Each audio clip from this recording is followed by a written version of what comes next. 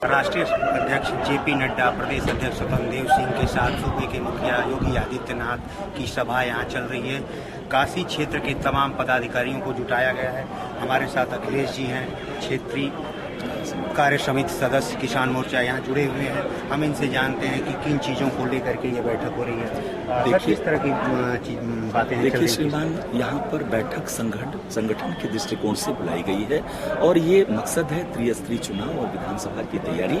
हम क्या हैं, हम जो कर रहे हैं उसी को जनता के सामने पेश करना और जनता को बताना कि हमने पिछले सालों में क्या किया, चाहे केंद्र के रूप में चाहे प्रदेश के रूप में।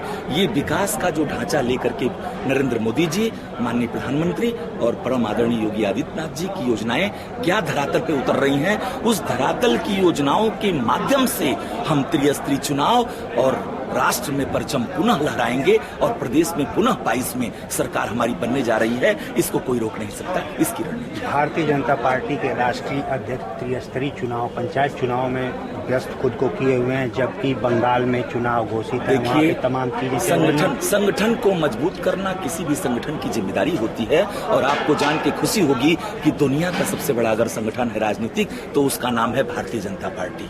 अगर इतनी बड़ी पार्टी भारतीय जनता पार्टी विश्व की सबसे बड़ी अगर पार्टी है तो उसकी संरचना को समय समय पर दुरुस्त और चुस्त किया जाता है। इसी के तहत यशस्वी माननीय जेपी नड्डा जी हम सभी लोगों को, कार्यकर्ताओं को नया जोश और जज्बा देने के लिए इस काशी की धरती पर आए। भारतीय जनता पार्टी ऐतिहासिक रूप से विश्व की सबसे पार्टी बनी हुई है। उसके बावजूद जमीन पर जिस तरह से उसके राष्ट्रीय अध्यक्ष उतर कर अपने कार्यकर्ताओं के साथ कदम ताल कर रहे हैं, ये नई लकीर खींचती है। ये भारतीय राजनीति में नए परिदृश्य को जन्म दे रही है।